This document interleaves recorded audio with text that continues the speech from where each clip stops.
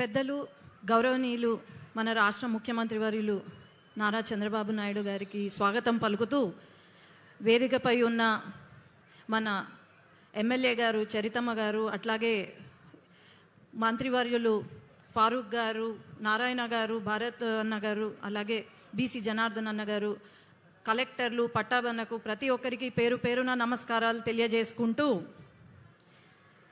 అధికారంలోకి వచ్చిన తర్వాత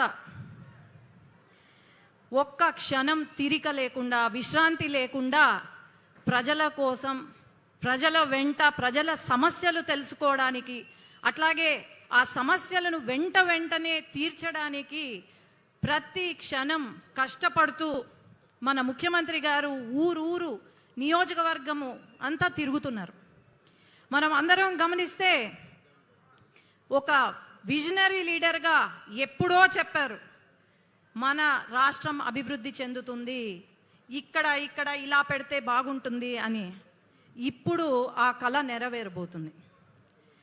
మనము మన కోసం మన ముఖ్యమంత్రి గారు ఎన్నో అవమానాలు భరించారు, ఎన్నో కష్టాలు, ఎన్నో నష్టాలు ఎదుర్కొన్నారు.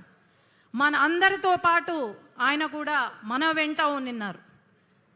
కానీ ఒకటి గమనించండి, 5 సంవత్సరాలు పట్టింది జగన్మోహన్ రెడ్డి గారికి పెన్షన్లు 1000 రూపాయలు పెంచడానికి.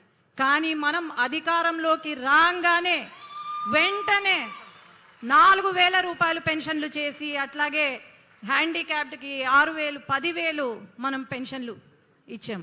అట్లాగే మొదటి సంతకం లోకేష్ అన్న చెప్పారు, మెగా డిఎస్సి పైన సంతకం పెట్టబోతున్నాము అని. వచ్చిన వెంటనే మెగా డిఎస్సి పైన సంతకం పెట్టారు. ఈరోజు రాయలసీమ గత 6 సంవత్సరాల్లో రాయలసీమను రాళ్లసీమగా మార్చారు. కానీ మన చంద్రబాబు నాయుడు గారు సీఎం గారు వచ్చిన తర్వాత రాళ్లసీమ కాదు, రతనాల సీమగా మారుస్తాను రాయలసీమను అని చెప్పి సాగునీటి ప్రాజెక్టులను మొదలుపెట్టి ఒక దేవుడిలాగా మనల్ని ఆదుకున్నారు.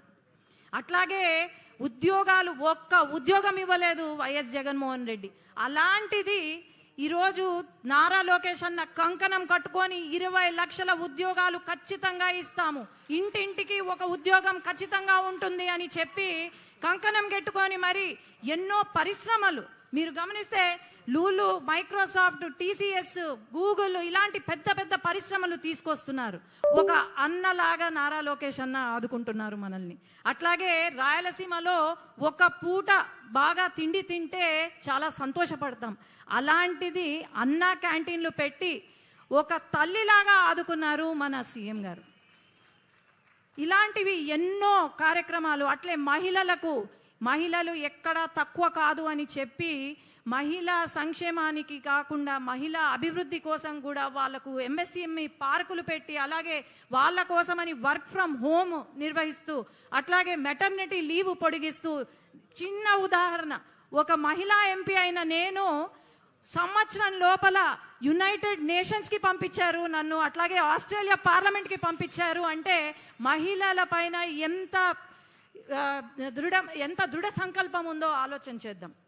ఖచ్చితంగా మన ఆంధ్రప్రదేశ్ మన సీఎం గారి చేతులలో పడింది, స్వర్ణాంధ్రప్రదేశ్గా మారబోతుంది.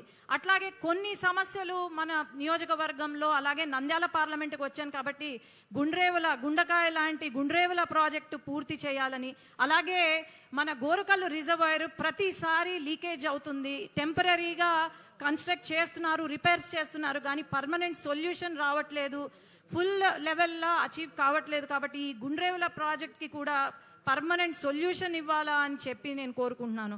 అలాగే మన షరీన్ నగర్లో ఒక బ్రిడ్జ్ ఉంది సార్, అది కట్టిస్తే చాలా మేలు అవుతుంది. ఎంతో మంది వర్కర్స్ అక్కడ అటు ఇటు పోలేక హంద్రి కాలువ దాటుతూ అక్కడ ఊబిలో చిక్కుకొని యాక్సిడెంట్స్ అవుతున్నాయి. కాబట్టి అక్కడ ఆ బ్రిడ్జ్ కూడా పూర్తి చేయాలి. అట్లాగే సార్ ఇది నంద్యాలకు సంబంధించింది. జనరల్ హాస్పిటల్లో కేవలం 450 బెడ్లే ఉన్నాయి. ఫారూక్ గారి చొరవతో మనకు 50 బెడ్లను 300 బెడ్లుగా మార్చాము.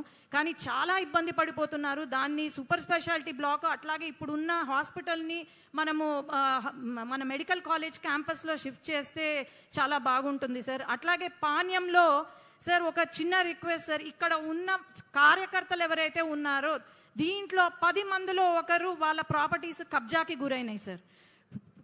వాళ్ళ పేర్లు మార్చేశారు, వాళ్ళ సర్వే నంబర్లు మార్చుకున్నారు. అది ఒక్కటి సార్ రిక్వెస్ట్, ఒక కమిటీని ఏర్పాటు చేసి మన కార్యకర్తలకు న్యాయం చేయాలని చెప్పి నేను కోరుకుంటున్నాను. ధన్యవాదాలు. జై తెలుగుదేశం, జై చంద్రబాబు నాయుడు గారు, జై లోకేష్ అన్న.